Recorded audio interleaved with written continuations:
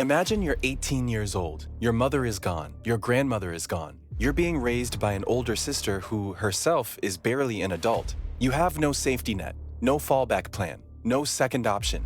You have a basketball. Now imagine that same kid, 4 years later, posting 55 points in an NBA game, leading a franchise that hadn't won a playoff series in 2 decades, and being called by the most influential voices in sports the next face of the entire league. There are players who arrive in the NBA fully formed, polished, projected, practically inevitable. And then there are players who arrive as a bet, a conviction, a calculated gamble that the ingredients are there, even when the recipe isn't visible yet. This is not a rags to riches story. Those are too simple, and frankly, too safe. This is a story about what happens when a person is built, not born, for greatness. About the cost of that building and the weight of that arrival, and why Anthony Edwards might be the most consequential basketball player of his generation. There's a specific kind of pressure that comes with being selected first overall in the NBA draft. It isn't just the expectation of being good. Every player drafted first is expected to be good. The expectation is transformation. You are being handed a franchise that is broken, a city that is skeptical, and a contract that signals an organization is betting its entire future on a kid who, in many cases, has barely finished college. In 2020, the Minnesota Timberwolves placed that bet on a 19-year-old from Atlanta who had shot 29% from 3 in his only college season. Not exactly the profile of a generational star. With the first pick in the 2020 NBA Draft, the Minnesota Timberwolves select Anthony Edwards from the University of Georgia. Anthony Edwards with his mother and grandmother with him there in spirit. What followed was one of the most methodical, disciplined, and frankly riveting player developments in modern NBA history. Not a meteoric flash, a controlled burn that grew hotter every single year. By 2024, Edwards had dragged Minnesota to its first Western Conference Finals appearance in 2 decades. By 2025, he was leading the NBA in three-pointers made, a skill he was once told he didn't have. And as of right now, in February 2026, he's averaging a career-best 29.7 points per game. The question isn't whether Anthony Edwards is elite. The question is, how did he get there? And what does it tell us about the architecture of greatness? Edwards gets it back and threw it down!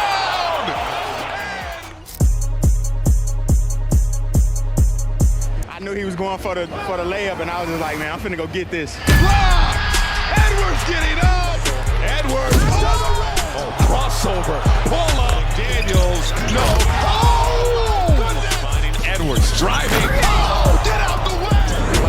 Edwards, yes sir! Edwards down the lane, the hammer! Anthony Devontae Edwards was born on August 5th, 2001 in Atlanta, Georgia, a city that has produced some of the most competitive athletes in American sports history. His early childhood was defined not by highlight reels, but by loss. His mother died of ovarian cancer when he was in middle school. His grandmother, who had become his primary caregiver, died shortly after. These weren't abstract tragedies. These were the 2 people most responsible for who he was becoming, gone before he ever set foot in high school. What research consistently shows about elite athletes who suffer early loss is this: grief either destroys drive or weaponizes it. For Edwards, it became fuel of a very specific and dangerous kind. Not rage, not recklessness, obsession. He transferred from Farrell High School to Holy Spirit Preparatory School, where his game and his reputation exploded. He helped the program win a Georgia state championship. He earned McDonald's All-American honors. He became the highest-rated recruit in the history of the University of Georgia basketball program. And he chose Georgia, not Kentucky, not Kansas, not Duke, to stay close to the family he had left. They came in not highly rated, so they came out a really good player, and Dwayne Wade has had a really good career, so it weighed big on me. That decision, quiet and personal, tells you more about Edwards' character than any stat line. His freshman season at Georgia was, by conventional metrics, uneven. He averaged 19.1 points per game, leading all Division I freshmen, but shot just 40% from the field and an anemic 29% from three-point range. He turned the ball over 87 times in 32 games. Then the pandemic canceled March Madness, and Edwards made a decision. He declared for the draft. NBA scouts had to choose between what they saw, a raw, streaky freshman, and what they felt, a physical profile and competitive engine that was genuinely rare. 6'4" with the 6'9" wingspan, 225 pounds of guard-seized power. A first step that made veteran defenders visibly uncomfortable. And that intangible, that quality that scouts call the it factor, that defies spreadsheet analysis. The Minnesota Timberwolves picked him first overall. At the time, it was debated. LaMelo Ball, selected third, had a more complete visible skill set. Some argued Wiseman or Ball deserved the top pick. Minnesota chose to bet on the rawest clay, trusting they could shape it into something permanent. That bet would define both the franchise and the player for years to come. His rookie season in 2020-2021 produced 19.3 points per game, immediately the best rookie scoring average in Timberwolves history. He finished second in Rookie of the Year voting behind Ball, and he became the youngest player in NBA history at the time to score 150 three-pointers in a season. The real signal, though, wasn't in the scoring. It was in the posture. Veteran NBA players have a word for what they look for in young teammates. They call it coachability. But what they actually mean is something harder to define. It's whether a 19-year-old, when told by a coaching staff that his defensive rotations are wrong, responds by working until they're right, or by dismissing the correction as criticism. Edwards responded to every challenge the same way, with work. His second season was the clearest early evidence of deliberate improvement. His three-point percentage climbed. His defensive engagement, which had been inconsistent as a rookie, became more reliable. He was no longer just exploiting his physical gifts. He was beginning to make decisions. And in basketball, decision-making is what separates the exceptional from the elite. By the 2022 playoffs, Minnesota had reached the postseason for the first time in 4 years. Edwards averaged 25 points per game across the series. They lost, but the direction was unmistakable. You could feel something accumulating. In July 2023, Anthony Edwards signed a 5-year, $244.62 million rookie extension with Minnesota. To understand what that number means, you have to understand what it communicated beyond the salary figure itself. It was not simply compensation for performance. It was an organizational declaration. The Timberwolves, a franchise that had spent 2 decades cycling through failed rebuilds, wasted lottery picks, and a revolving door of coaching changes, had found their cornerstone. Not traded for one, not borrowed one temporarily and called it a rebuild. Developed one, from scratch, through the draft. That shift in institutional identity carries consequences that extend far past the basketball court. The business of professional sports franchises runs on belief.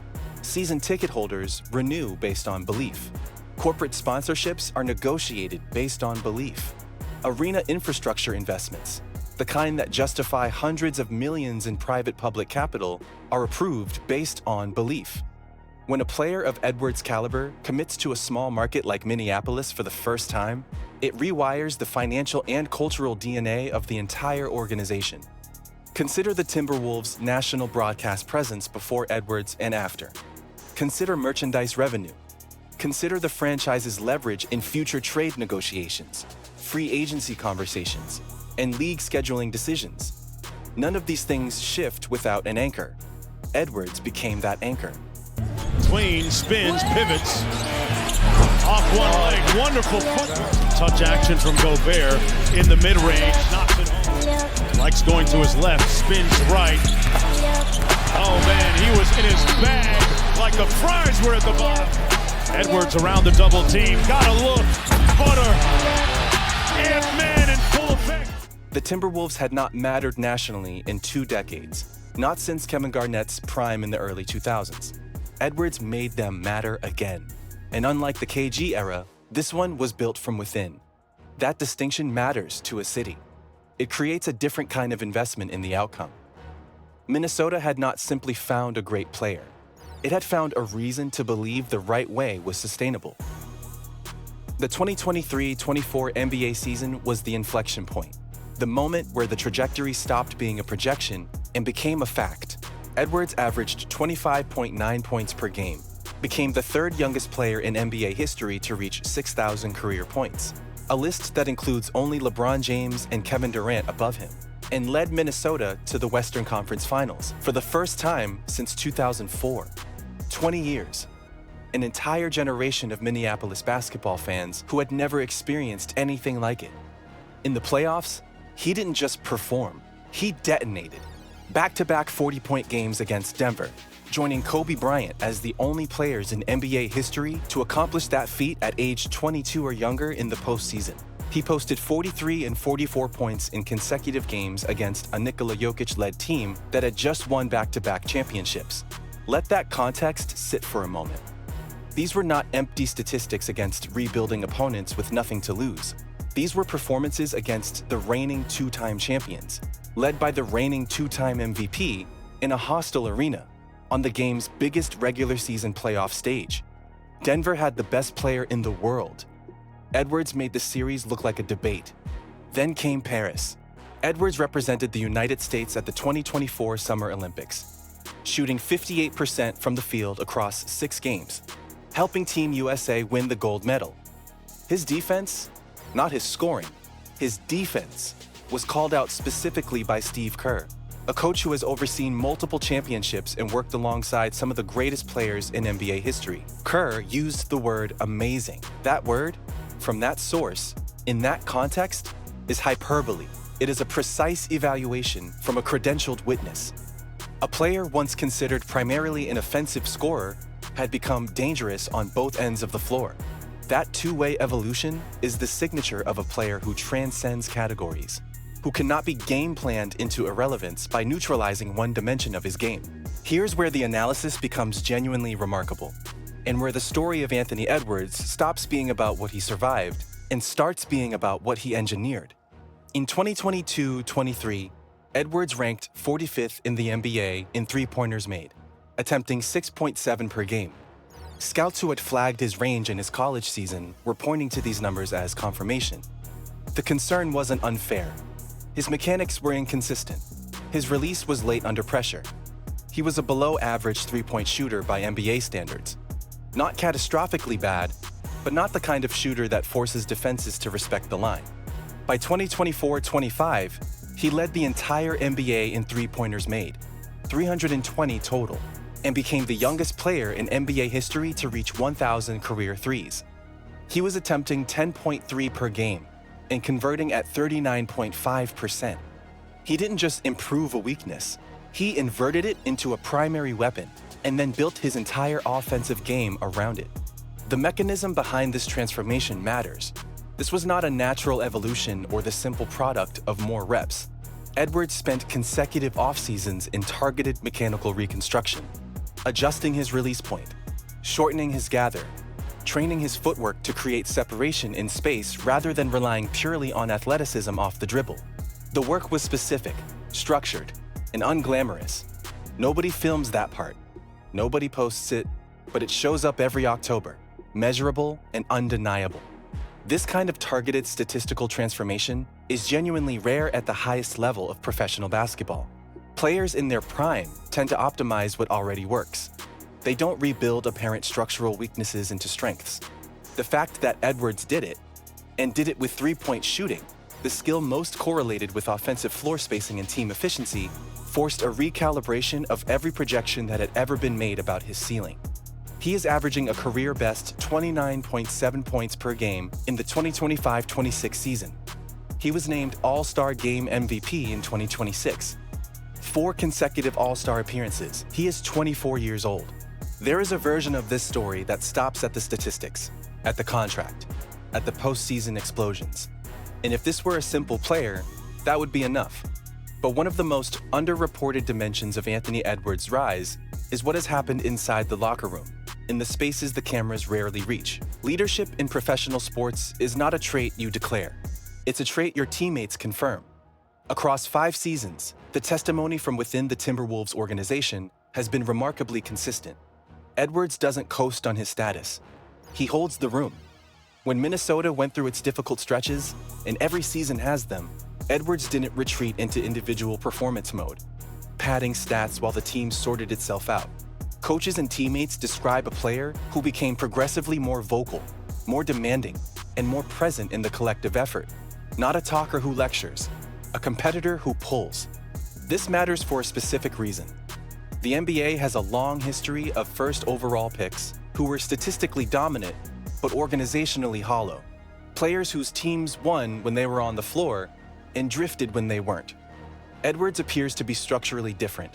Minnesota's defensive identity, which transformed from a league liability into a playoff-caliber unit, is built around the standard he sets on that end of the floor. The cultural question about Edwards, whether his personality and unfiltered candor would be an asset or a liability in a professional environment, has been answered decisively. It is an asset, because authenticity in a sport saturated with curated personas is genuinely rare.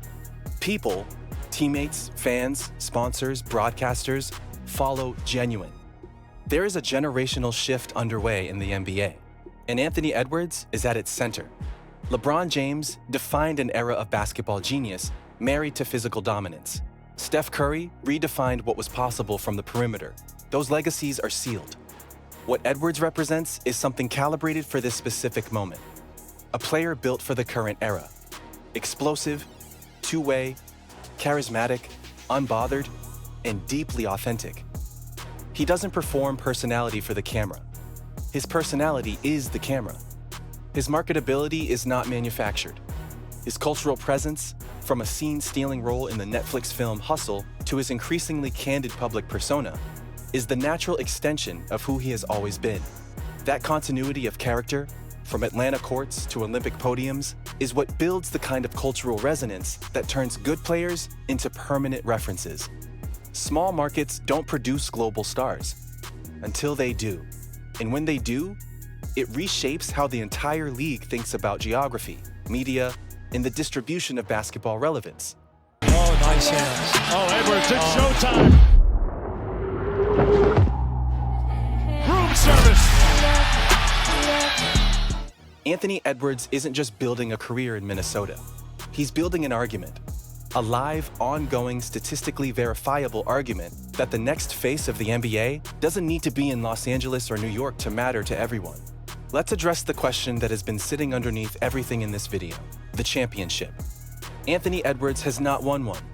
In the current discourse around NBA greatness, a discourse that has grown increasingly reductive in the social media era, that fact gets used as a ceiling, a caveat, a reason to wait before confirming the kind of respect this player has already earned through evidence. Here is what that argument gets wrong. Championships require teams. They require health across an entire roster, across an entire season, and then 4 rounds of playoffs. They require circumstance, the bracket falling in a certain direction, injuries to opponents, decisions made in front offices years before any ball is tipped. They are the product of excellence compounded by fortune. What Edwards has demonstrated is something championships cannot retroactively create: the capacity to be the best player in the building against anyone, on any stage, regardless of the stakes. He has done it against the 2-time defending champions in an elimination context. He has done it representing his country in front of the entire world. He has done it in the fourth quarters that matter most. The championship conversation is coming. And when it arrives, when Minnesota finally breaks through, or when Edwards reaches a stage that demands an answer, the groundwork will already have been laid by years of performance that cannot be revised or recontextualized. Anthony Edwards lost his mother, lost his grandmother, grew up in a household where an older sister stepped into a role no teenager should have to fill. He entered the NBA as a question mark, talented, raw, and carrying doubts about his range, his consistency, and whether his personality would be an asset or a liability in a professional environment. 5 years later, a 4-time All-Star. Franchise records that stood for decades, Olympic gold. One of the largest contracts in NBA history. A defensive reputation he built from scratch. A 3-point game his college coaches weren't sure he had. There's a phrase used in organizational development: ceiling raiser. A person whose presence forces everyone around them to operate at a higher level. Edwards is that for the Timberwolves, for the city of Minneapolis, arguably for the league itself. His championship hasn't come yet, But championships are not the only measure of consequence. Transformation is, and by that measure, what Anthony Edwards has already done at 24 years old is remarkable. The next chapter is still being written, and if the arc of the first 5 holds, it will be worth watching. If this video gave you something to think about, subscribe. Drop your take in the comments below. Is Anthony Edwards already a top 5 player in the NBA? Is he the next face of the league? Or does that title require a ring? And if you want to go deeper on the players quietly rewriting the rules of this era of basketball, that next video is already waiting for you.